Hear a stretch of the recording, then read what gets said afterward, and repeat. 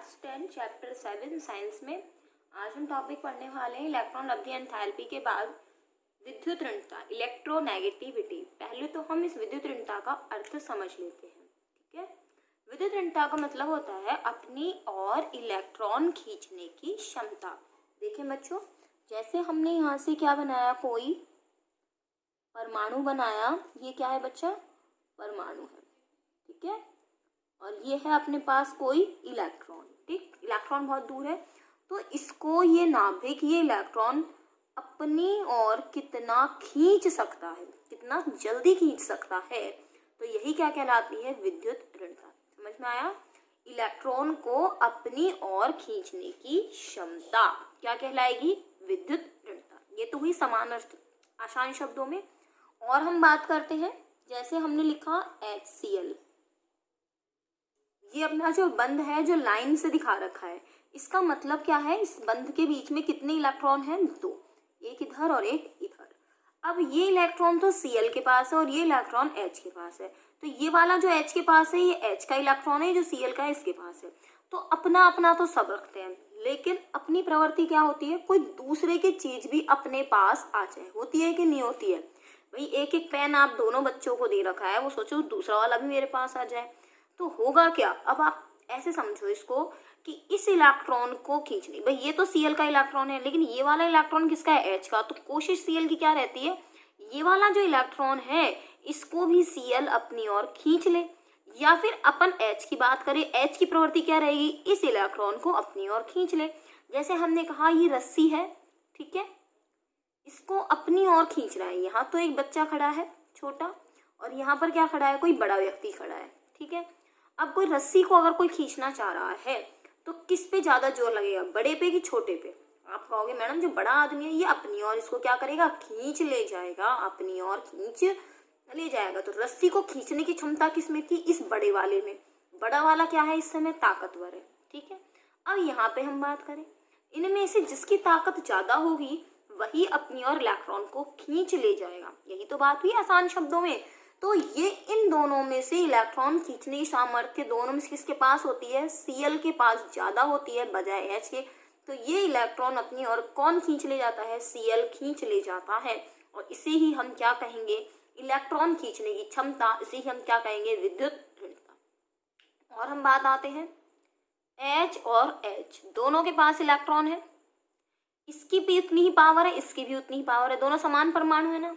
तो इस समय इलेक्ट्रॉन कोई भी नहीं खींच सकता, ना कि एक H ना ही दूसरा H। इलेक्ट्रॉन कहाँ बने रहेंगे? बीचों बीच बने रहेंगे। लेकिन इस स्थिति में दोनों की विद्युत ऋणता क्या है? अलग अलग है, इसलिए Cl अपनी और इलेक्ट्रॉन खींच लेता है। अभी ये बात बाद में करेंगे कि Cl क्यों खींचता है, H क्यों नहीं खींच पाता, वो बात हम बाद में करेंगे। तो सबसे पहले हम बात ये करेंगे कि विद्युत ऋणता की परिभाषा क्या हुई। तो हम क्या लिखेंगे? बंध के इलेक्ट्रॉन को अपनी ओर खींचने की क्षमता ही, समझ में आ गया ना इसका मतलब क्या है? खींचने की क्षमता ही विद्युत ऋणता कहलाती है। कौन सा बंध है ये? यह है रासायनिक बंध। पहली बात तो ये हो गई। और दूसरी बात क्या आएगी बच्चों? एक चीज मैं आपको बता दूं बच्चों, आप नोट्स का अगर वेट करें तो फिर आपको टाइम लगेगा थोड़ा सा। बाकी आपको मैं बताती चाहती हूँ आपको वीडियो में से क्या क्या नोट करना है। विद्युत ऋणता नोट करना है, आप सबसे पहले इस लाइन को नोट कीजिएगा। ठीक है, इसके बाद अगली मैं दूसरी लाइन लिख रही हूँ। कैसा बंध होना चाहिए? सहसंयोजक बंध। बंध कैसा होना चाहिए? सहसंयोजक बंध। अब संयोजक बंध कौन सा होता है बच्चों? सहसंयोजक बंध वो होता है जो इलेक्ट्रॉन के साझे से बने। तो ये इलेक्ट्रॉन के साझे से बना हुआ बंध है सहसंयोजक बंध, जिसमें दोनों परमाणु अलग अलग हों। जिसमें दोनों परमाणु अलग अलग हों, उसी में विद्युत ऋणता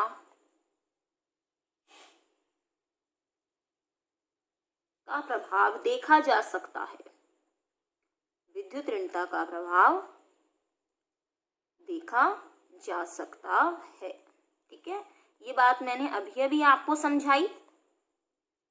यहाँ विद्युत ऋणता क्या थी, दोनों की समान, एक जैसे परमाणु है नहीं लगेगा विद्युत ऋणता का प्रभाव।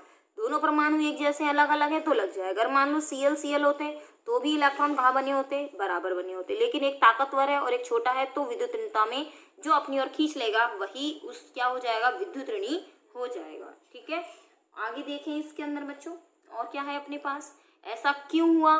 तो यहाँ पर मैं आपको और एक बात बता दूं, इन दोनों में से जिसका नाभिकीय आकर्षण बल ज्यादा रहेगा, भाई इलेक्ट्रॉन को कौन खींच सकता है, इस इलेक्ट्रॉन पर, इलेक्ट्रॉन का मतलब क्या होता है, ई माइनस, यही, अर्थात माइनस को खींचने की क्षमता किसके पास होती है, नाभिक के पास। अर्थात इस इलेक्ट्रॉन को क्लोरीन का नाभिक खींचेगा और इस इलेक्ट्रॉन को हाइड्रोजन का नाभिक खींचेगा। भाई ये दोनों इलेक्ट्रॉन तो दोनों के पास है, ठीक है, लेकिन बात हो रही है इस इलेक्ट्रॉन की। इस वाले इलेक्ट्रॉन को अगर Cl अपनी ओर खींच ले, इसका नाभिक इतना ज्यादा स्ट्रॉन्ग हुआ कि ये इस इलेक्ट्रॉन को भी खींच सकता है, तो इसकी विद्युत ऋणता ज्यादा हुई। या फिर H का प्रभाव इतना ज्यादा हुआ तो अपना तो है ही है, दूसरा वाला इलेक्ट्रॉन भी खींच ले, ये वाला इलेक्ट्रॉन भी खींच ले, अर्थात इसका नाभिक स्ट्रॉन्ग हुआ। तो बात किस पे पड़ेगी, नाभिक पे। नाभिक का आकर्षण जितना ज्यादा होगा बच्चों, उतना ही जल्दी इलेक्ट्रॉन को अपनी ओर खींच पाएगा। तो फर्क किसका पड़ेगा, नाभिकीय आकर्षण बल का।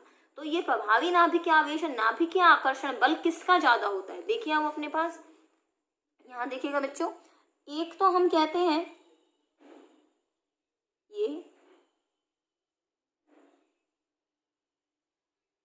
ठीक है, तो हम यहाँ पे कहते हैं कि इस दोनों में से, दोनों के पास एक एक कोशी है, लेकिन हमने ये कहा इन दोनों में से ये इलेक्ट्रॉन बीच में है तो छोटा वाला पहले खींचेगा या बड़ा वाला, तो निश्चित रूप से बात है कौन खींचेगा, छोटा वाला। तो अर्थात ये बात यहाँ से हो गई कि इलेक्ट्रॉन, अगर छोटा परमाणु अगर है तो इलेक्ट्रॉन का आकर्षण बल जल्दी लगेगा, अगर बड़ा इलेक्ट्रॉन, अगर अपने पास बड़ा नाभिक है तो वो देर से उसको खींच पाएगा। तो यहाँ से ये चीज समझ में आई आपको कि इलेक्ट्रॉन को खींचने के लिए परमाणु आकार कैसा होना चाहिए, कम होना चाहिए। तो हम यहाँ से नोट में लिख सकते हैं, जैसे इलेक्ट्रॉन अभी एंथैल्पी में कहा था ना, इलेक्ट्रॉन उसी परमाणु की ओर आकर्षित होगा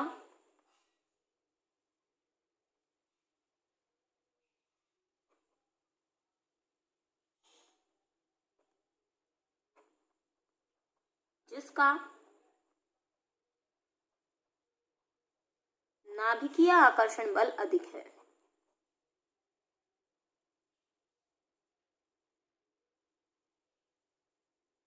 ठीक है बच्चों, ये हो गई बात। अब बात कर लेते हैं इसे प्रभावित करने वाले कारक।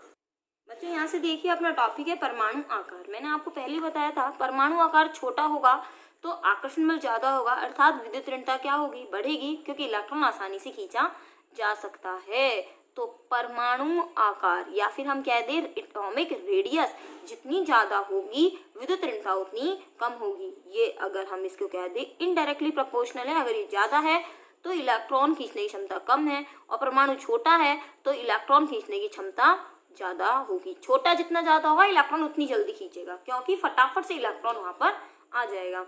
दूसरा है अपना प्रभावी नाभिकीय आवेश।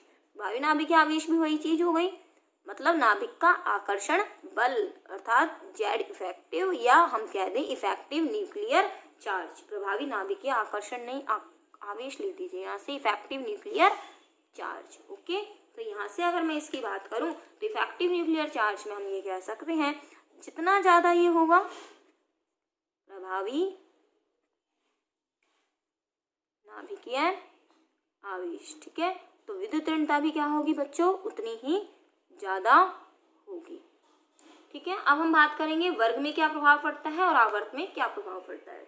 देखिए बच्चों, किसी वर्ग में ऊपर से नीचे आने पर परमाणु आकार बढ़ता है, तो पता है कि कोशों की संख्या बढ़ती है तो विद्युत ऋणता क्या होने लगेगी बच्चों, घटने लगेगी, क्योंकि आकार बढ़ने से, मैंने अभी भी थोड़ी देर पहले एक्सप्लेन किया, इलेक्ट्रॉन को खींचने की क्षमता घट जाती है। अब हम बात क्या करेंगे बच्चों, आवर्त में प्रभाव। आवर्त में क्या प्रभाव पड़ेगा यहाँ से कि किसी वर्ग, किसी आवर्त में बाएं से दाएं जाने पर क्या होगा बच्चों, किसी आवर्त में बाएं से दाएं जाने पर आकार क्या होता है? परमाणु का आकार घटता है जिससे विद्युत ऋणता बढ़ती है। तो बच्चों यहाँ से देख लीजिए, विद्युत ऋणता क्या होती है? बढ़ती है। एक चीज बता दूं, वर्ग और आवर्त एक दूसरे के विपरीत होंगे।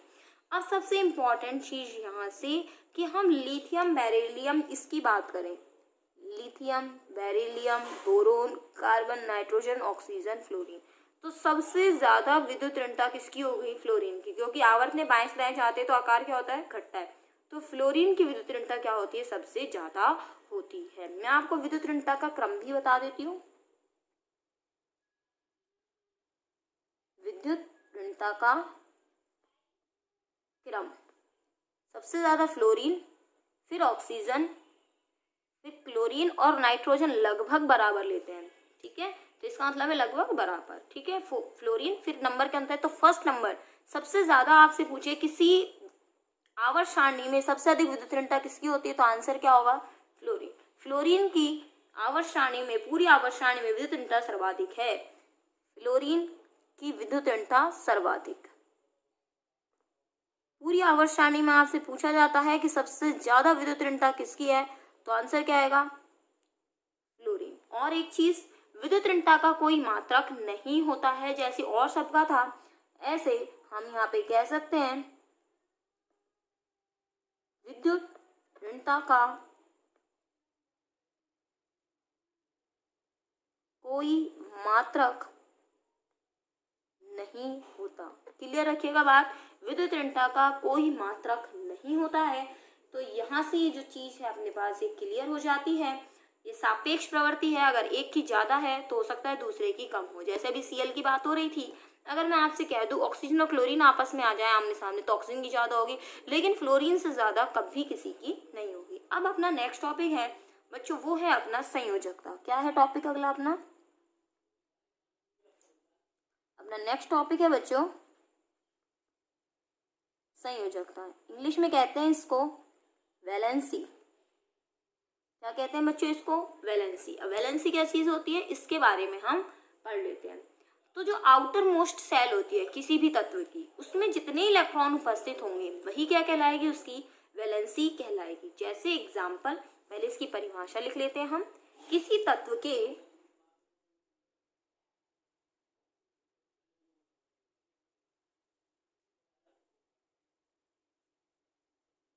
बाह्यतम कोश में उपस्थित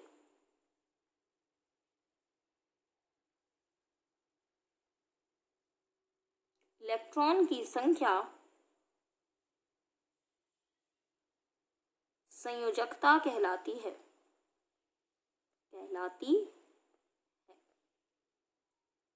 ठीक है बच्चों, अब जैसे एग्जाम्पल ले लेते हैं हम यहाँ से एक एग्जाम्पल।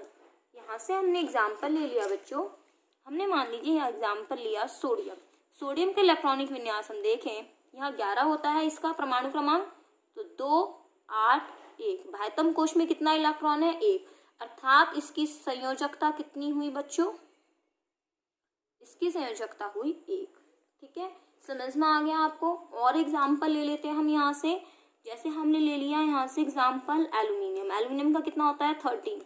तो 2 8 और 3, तो संयोजकता कितनी हुई बच्चों? वैलेंसी कितनी हुई? 3। क्योंकि इसके अंदर कितनी शेल्स है? 1 2 3। तो ये तो इनर शेल हो गई, ये हो गई आउटर मोस्ट ऑर्बिटल। तो किसी भी एलिमेंट की आउटर मोस्ट ऑर्बिटल में जितने इलेक्ट्रॉन प्रेजेंट होंगे वही क्या कहलाएगी? इसकी वैलेंसी। ठीक है, the number of electron present in the outer most orbital of an element, it is called valency. Okay students, तो ये हो गई अपनी संयोजकता की परिभाषा। आगे बात हम करते हैं बच्चों कि यहाँ से कोई भी अपना ग्रुप है, जैसे अपने पास ग्रुप नंबर 1 में जो आते हैं, तो यहाँ से हम आगे की बात करते हैं कि ग्रुप वाइज क्या क्या होगी। जैसे अपने पास पूरी पीरियोडिक टेबल जो है, आवर्त सारणी जो है वो 18 ग्रुप्स में डिवाइड है। ग्रुप वर्ग 1, वर्ग 2, वर्ग 3, ग्रुप 1, ग्रुप 2, ग्रुप 3। आपको याद आ रहा होगा जो अपने पास इस तरह से थे हॉरिजेंटल जो थे। एक सेकेंड आपको मैं बता देती हूँ। देखिए बच्चों, आपके सामने ये पीरियोडिक टेबल है, इसके अंदर ये वाला जो ग्रुप है अपने ऊपर नंबर कितना लिखा हुआ है? 1। तो ये वाले जो तत्व हैं अपने पास, ये जितने भी एलिमेंट है किस में आते हैं? ग्रुप 1 में आते हैं। तो इनके आउटर मोस्ट सेल में केवल एक इलेक्ट्रॉन होता है। इसका मतलब इनके बाह्यतम कोश में कितने इलेक्ट्रॉन होते हैं? एक। इसलिए इन सबकी संयोजकता कितनी है? एक। ये 2 नंबर है, ऊपर कितना लिखा है? 2। तो वर्ग नंबर 2 के बाह्यतम कोश में कितने इलेक्ट्रॉन आते हैं? केवल 2 इलेक्ट्रॉन आते हैं, इसीलिए इनका वर्ग नंबर कितना है अपने पास? 2 है। तो वर्ग नंबर 2 में बाह्यतम कोश में केवल 2 इलेक्ट्रॉन होते हैं। जैसे मैग्नीशियम है 12 नंबर पे आता है, तो 2 8 2, यही हुआ इसका इलेक्ट्रॉनिक विन्यास। अपने पास ये जो 1 और 2 है, ये कौन सा ब्लॉक है बच्चों? ये मैंने आपको पहले ही बताया था। कौन सा है? ये एस ब्लॉक है। और देखिए यहाँ से आगे, ये देखिए ये कौन सा ब्लॉक है? अपना पी ब्लॉक। 13 14 15 16 17 18 नंबर क्यों कहते हैं इनको एस ब्लॉक, पी ब्लॉक? और बता देती हूँ, क्योंकि अभी आपने पढ़ा है इसको KLMN के आधार पे। आपने 9th क्लास तक जो पढ़ा है 2 8 1, लेकिन आगे जाके ये जो होते हैं इनको ब्लॉक्स में, क्योंकि इनकी कक्षक जो होती है KLMN के अंदर S P D F में डिवाइड होता है। किस में डिवाइड होते हैं? ये S P D F में डिवाइड होते हैं। जैसे K कोश है, K कोश में केवल S होती है। अगर हम L कोश की बात करें तो S और P दोनों होती हैं। अगर N की बात करें तो ये तीनों होती है, जो कि N कोश में S P D F चारों होते हैं। तो कमरे के अंदर कमरा होता है ना, जैसे ऐसे। तो यहाँ पे अपने पास ये पूरा जो है अंतिम इलेक्ट्रॉन P कक्षक में जाता है, इसीलिए इन सबको क्या बोलते हैं? P ब्लॉक के तत्व कहते हैं। तो यहाँ से कितना है? 13 नंबर। तो इसके बाह्यतम कोश में कितने इलेक्ट्रॉन होंगे? 3 होंगे। 13 को 3 भी कहेंगे, क्योंकि यहाँ से कितना लिखा हुआ है? 3rd A लिखा हुआ है। यहाँ 14 को क्या लिखा हुआ है? 4th A। तो एक बार हम उस हिसाब से देख लेते हैं। तो यहाँ से एक चीज़ और मैं क्लियर करना चाहूँगी आपको, कि कोई भी अपने पास वर्ग का तत्व है। देखिए यहाँ से फर्स्ट वर्ग है, पहला ग्रुप, इसमें कितने इलेक्ट्रॉन है? 1 इलेक्ट्रॉन है। संयोजकता कितनी हुई? 1। 2 के लिए कितनी हुई? 2। 13 के लिए 3, 14 के लिए 4, 15 के लिए 5, 16 के लिए 6, 17 के लिए 7। एक परिभाषा और है, कोई भी वर्ग का तत्व जितने हाइड्रोजन परमाणु से या जितने ऑक्सीजन परमाणु से संयोग करता है, वह भी उसकी संयोजकता कहलाती है, वैलेंसी कहलाती है। सोडियम फर्स्ट वर्ग का मतलब पहले वर्ग का तत्व है कि हाइड्रोजन के कितने संयोग कर रहा है? 1 से, तो इसकी संयोजकता कितनी है? 1। सोडियम कितने संयोजकता कर रहा है? ऑक्सीजन 1 से कर रहा है, तो संयोजकता कितनी है? 1। हाइड्रोजन और ऑक्सीजन के सापेक्ष भी ये बताई जाती है। अब देखिए सिलिकॉन को आप देखेंगे, सिलिकॉन में या एल्यूमिनियम को देख लीजिए, कितने हाइड्रोजन से योग कर रहा है? 3 से। कितने ऑक्सीजन से कर रहा है? 3 से, तो इसकी संयोजकता कितनी है? 4। आप यहाँ से एक चीज देखिए, ये जो क्लोरीन है ये 17वें वर्ग का तत्व है। कौन सी वर्ग का तत्व है? 17वें वर्ग का। कितने हाइड्रोजन जुड़ रहा है? 1 से, तो इसकी संयोजकता 1 भी है। ये Cl कितने ऑक्सीजन से जुड़ रहा है? 7 से जुड़ रहा है, तो इसकी संयोजकता 7 भी है। ठीक है, लेकिन हमें थोड़ी पता है कि ये 7 से करेगा कि 1 से करेगा, तो इसलिए 1 और 7 दोनों है। कैसे निकालोगे? और देख लेते हैं हम यहाँ से। तो हमारे पास संयोजकता की दूसरी परिभाषा भी आ गई है कि किसी तत्व का एक परमाणु जो है वो हाइड्रोजन की कितने परमाणु संयोग करता है या ऑक्सीजन के परमाणु से कितने परमाणु से संयोग करता है, वह भी उसकी संयोजकता कहलाती है, जैसा कि आपको इस टेबल में दिखाई दे रहा है। बच्चों अब आप यहाँ से परिभाषा नोट कर सकते हैं, किसी तत्व के एक परमाणु से संयोग करने वाली हाइड्रोजन या ऑक्सीजन परमाणु की संख्या भी उस तत्व की संयोजकता अर्थात वैलेंसी कहलाती है। Element combines with the atom with hydrogen और oxygen, it is called valency. हम क्या कहेंगे इसमें कि number of hydrogen and number of oxygen which combines with the atom of any element, that is called valency of a element। ठीक है, कि hydrogen या ऑक्सीजन परमाणु जितने भी संयोग करते हैं किसी एक तत्व के परमाणु से, तो वही क्या कहलाएगी? उस तत्व की संयोजकता कहलाएगी। ठीक है, चलिए अब आगे हम बात करते हैं कि इसके अंदर प्रत्येक वर्ग की संयोजकता कितनी होगी, क्योंकि हमारे पास वर्ग 1 से लेकर वर्ग 18 तक की आवर्त सारणी है। देखिए बच्चे, वर्ग 1 क्या कहलाता है? अपना एस ब्लॉक के तत्व। कौन कौन से, मैं यहाँ साथ साथ आपको ट्रिक भी बता देती हूँ और संयोजकता भी बता देती हूँ। इन सब की संयोजकता कितनी होगी बच्चों? 1 होगी। कौन कौन से हैं? ली, ना, का, रिबन, किसने, फाड़ा। यहाँ से आप ट्रिक भी याद करते जाइए। ठीक है, यहाँ से वैसे हाइड्रोजन भी आप लेना चाहें तो इसी में आ जाएगा, ट्रिक बन जाएगी हेलिना का रिबन किसने फाड़ा। है ली ना का रिबन किसने फाड़ा। ठीक है, इनके अगर इलेक्ट्रॉनिक विन्यास की बात करें तो ये कितना होता है? 3। तो हम कितने भरेंगे? 2 और 1, तो अंतिम इलेक्ट्रॉन कितना आया? 1। सोडियम में कितने होते हैं? 11, तो कितना हुआ? 2 8 1, कितना आया? 1। आगे देखिए कितना होता है? 19, तो 2 8 8 1। समझ में आ रहा है? बाह्यतम कोश में कितने हैं? 1। एक चीज और बता दूं, एस ब्लॉक क्यों का है, अभी आप आगे जाके पढ़ेंगे। वैसे इसका मैं आपको बता दूं, यहाँ से अपने पास होता है ये, देखिए एस ब्लॉक है अर्थात इनका अंतिम इलेक्ट्रॉन किस में जाएगा, एस में जाएगा। तो इसका इलेक्ट्रॉनिक विन्यास होता है 1s2 2s1। तो ये पहला कोश और ये दूसरा कोश। हालांकि अभी समझ में नहीं आएगा क्यों लिखा, मैं सिर्फ इस वजह से लिख रही हूँ क्योंकि यहाँ एस लिखा हुआ है। अगर मैं इसके लिए लिखूँ तो ये बनता है 1s2, यहाँ से अपना आएगा ये 1s2 2s2 2p6 और ये 3s1। देखो मैं जोड़ के बता देती हूँ आपको, ये वाला जो 2 है वो इसके लिए है, ये 8 जो है वो 6 और 2 8 इसके लिए है, और ये तीसरा शुरू हो गया इसके लिए। ठीक है, तो ये 2 वाला जो के कोश है ये अपना इसमें डिवाइड होता है 1s में 8, s और p में होता है 2 और 6 8, और ये 1 है जो ये, तो अंतिम इलेक्ट्रॉन किस में गया, s में, इसलिए क्या है ये s ब्लॉक का तत्व। अब बात आती है बच्चों वर्ग नंबर 2 की। बच्चों यहाँ से देखिए वर्ग नंबर 2 में कौन से आते हैं। अच्छा एक बात बताओ मुझे, वैसे मैं तत्व लिख देती हूँ, ये उन बच्चों के लिए मैं लिख रही हूँ जिनको इंटरेस्ट है एक बार कि हमें आवर्त सारणी के तत्व याद होने चाहिए। ठीक है, तो ये मैं आपको बताऊँ, आप किसी चीज़ की जिद करोगे तो आपके पिताजी आपसे गुस्सा होंगे कि नहीं होंगे, गुस्सा तो होंगे। पापा से हम कहें कि पापा से जिद करने लग जाओ, मुझे चीज़ चाहिए चाहिए चाहिए, पापा कह दे कि नहीं मैं नहीं दिला रहा, तो पापा जी गुस्सा करेंगे नहीं करेंगे, बिल्कुल करेंगे। तो कुछ ऐसा ही है यहाँ पे, देखिए यहाँ से इनकी इसकी ट्रिक क्या है वर्ग 2 की, बेटा मांगे कार स्कूटर, मतलब बेटे जी कार और स्कूटर दोनों मांग रहे हैं, तो पिताजी क्या कर रहे हैं, बाप रोए। मैं इन तत्वों के नाम बता देती हूँ आपको, beryllium, magnesium, calcium, strontium, barium, radon. ठीक है, मैं लिख नहीं रही हूँ बच्चों, टाइम ज़्यादा लगेगा, मैं सिर्फ आपको तत्व के नाम बता दिए, जिसमें आपके काम कहाँ तक आएंगे, कैल्शियम तक आएंगे। ठीक है, अब इनकी हम बात कर लेते हैं कि वर्ग 2 में 2 कैसे है संयोजकता। संयोजकता कैसी है बच्चों, इसकी 2 है। कितनी संयोजकता बच्चों, 2 है। कैसे है यहाँ से 2, क्योंकि बेरिलियम का जो अपने पास विन्यास होता है, मैं ऐसे लिख देती हूँ के कोश एल कोश और ये एम कोश। ठीक है, यहाँ से देखिए बच्चों, यहाँ से कितना अपना के कोश एल कोश और ये एम और ये एन।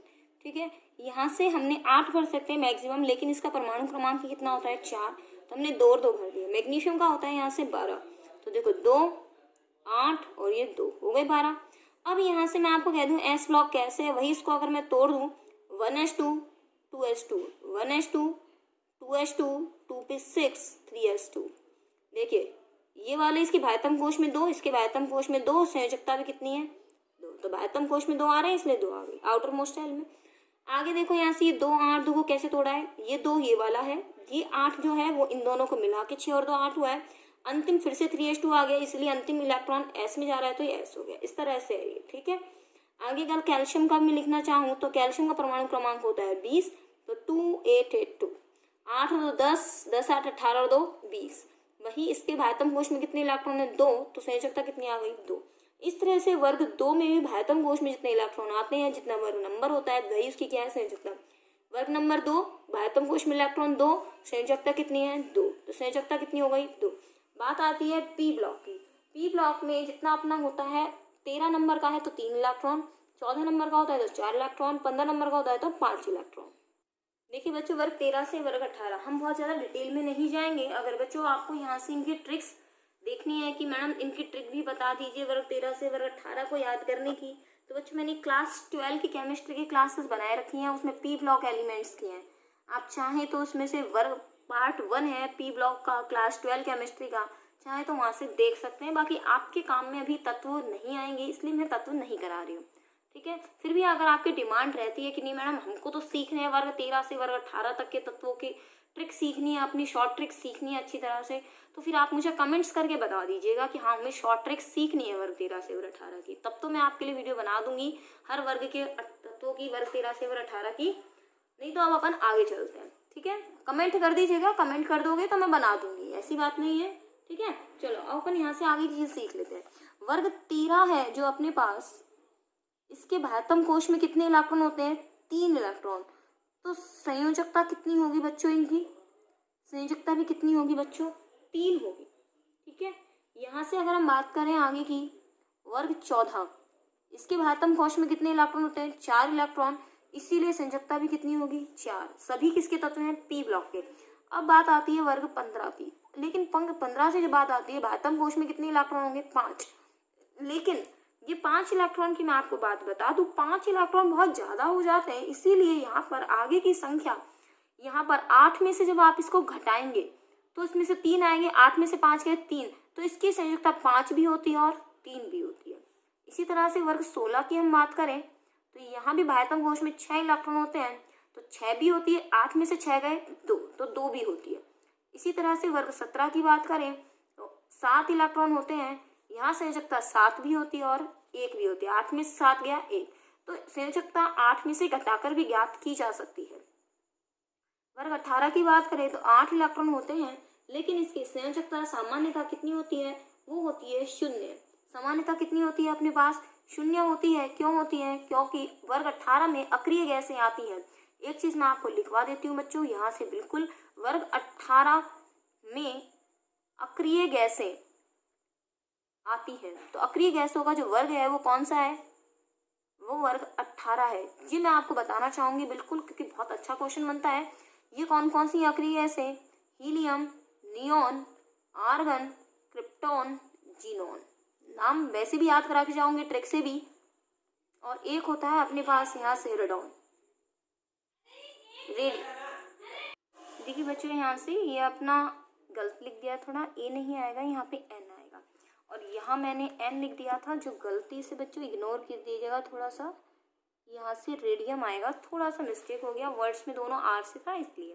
तो यहाँ से मैं आपको बता दूँ इसको याद करने का तरीका भी, हरि नारायण और करा एक्स रे। ठीक है, मतलब कहने का मतलब ये है एक्सरे कराना हमारे लिए अच्छा नहीं होता, इसलिए छोटी सी स्टोरी बना दी। एक व्यक्ति था हरि नारायण, वो एक्सरे कराता था हर छोटी से छोटी बात पे, चाहे उसकी हड्डी टूटी हो चाहे नहीं टूटी हो, लेकिन थोड़ी सी भी मिस्टेक हो गई, वो बंदा क्या कराता था, एक्सरे कराता था।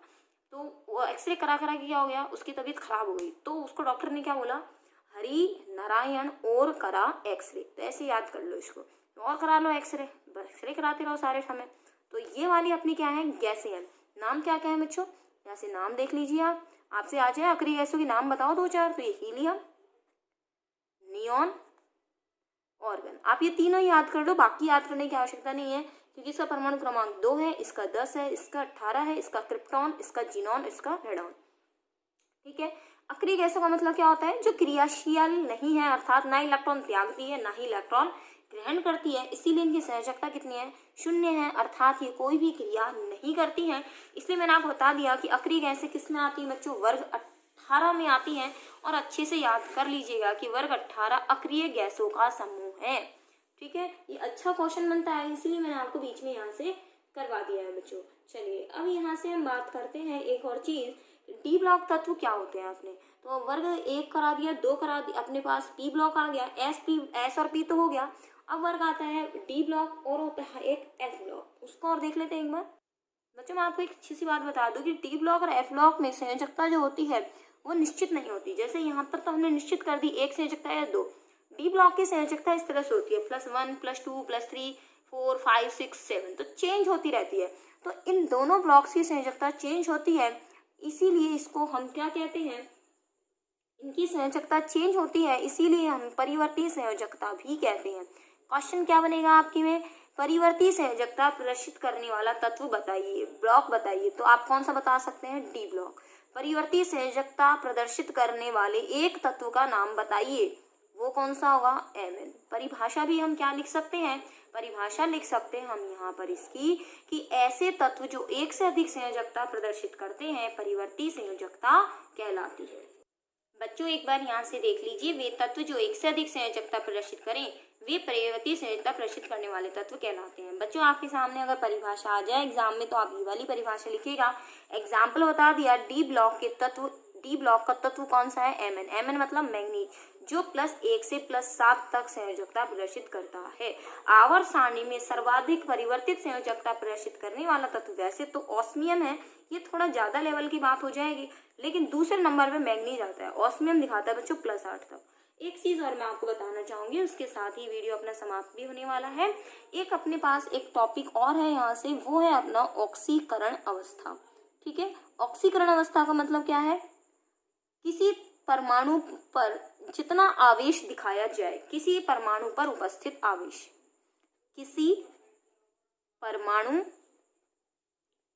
पर उपस्थित आवेश, उपस्थित आवेश ही क्या कहलाता है, उसका ऑक्सीकरण अवस्था कहलाती है। जैसे एग्जाम्पल के तौर पर हम बता दें, जैसे मैंने लिख दिया Mn+2, अर्थात इसका ऑक्सीकरण कितना है, +2। ठीक है, अगर मैंने कहा लिख दिया यहाँ से ऑक्सीजन -2, तो यहाँ इसका ऑक्सीकरण कितना है, -2। तो जितना आवेश किसी पर उपस्थित होता है वही क्या कहलाता है, ऑक्सीकरण अवस्था कहलाती है। एक्चुअली संयोजकता और ऑक्सीकरण दो अपने पास प्रॉपर्टी होती है, दो गुण होते हैं। ऑक्सीकरण अवस्थाओं को इंग्लिश में कहते हैं बच्चों ऑक्सीडेशन नंबर। तो charge on any atom is called oxidation number. Charge कितना किसी एटम पर होगा वही क्या कहलाएगा, ऑक्सीडेशन नंबर कहलाएगा। एक्चुअली संयोजकता जो होती है वो प्लस और माइनस में नहीं होती, इसीलिए ऑक्सीकरण अवस्था का कंसेप्ट आया कि प्लस और माइनस दोनों चीज़ों को बताना है, तो हम क्या बताएंगे, ऑक्सीकरण अवस्था को बताएंगे। चलिए बच्चों, आज का टॉपिक हम यही समाप्त करते हैं। मिलते हैं हम नेक्स्ट वीडियो में। परमाणु आकार छोटा सा टॉपिक है, 1-2 वीडियो और बनेंगे बच्चों इसके, फिर आपका ये चैप्टर जो है वो कंप्लीट होने वाला है। तब तक के लिए आप हमसे जुड़े रहिए। और बच्चों, आपने चैनल सब्सक्राइब किया हुआ है तो उसका बेल आइकन जो है उसको प्रेस कर लीजिए। बेल आइकन से क्या होगा, आप मेरा जैसे ही आपके पास वीडियो आएगा उसका नोटिफिकेशन आपके पास आ जाएगा। तो जल्दी से वो जो बेल आइकन है उस पर घंटी पर प्रेस कर लीजिए। उस घंटी को प्रेस करते ही आपके पास जितने भी वीडियो होंगे मेरे, जो भी मैं बना रही हूँ, आपके पास आ जाएंगे, जिससे आपको मेरे वीडियो मिलने में परेशानी भी नहीं होगी और आप तुरंत उस वीडियो को देख सकते हैं।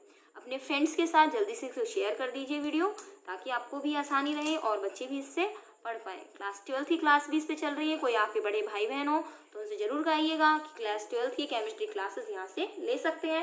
अच्छा लगता है तो प्लीज़ कमेंट करके जरूर बताइए कि हाँ, हमें वीडियो अच्छा लगा, हमें समझ आ रहा है। चलिए मिलते हैं नेक्स्ट वीडियो में, तब तक